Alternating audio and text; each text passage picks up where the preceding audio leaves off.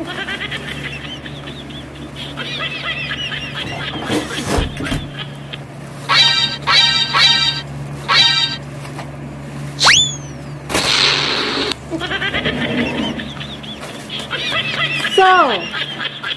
guys, dumating na siya.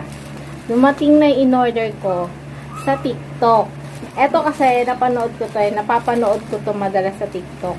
Kumbaga, nakita ko lang siya, pero sa tingin ko magagamit ko to sa pag-vlog. Ngayon, susubukan natin siya. Ayan wala pang ano yan. Susubukan natin to.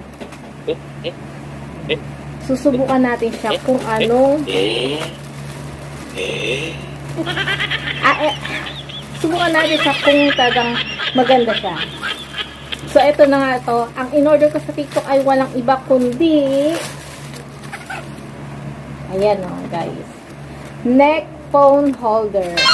Hindi to nilalagay. Tapos, yung phone mo, ilalagay mo dito, banda sa may leeg mo.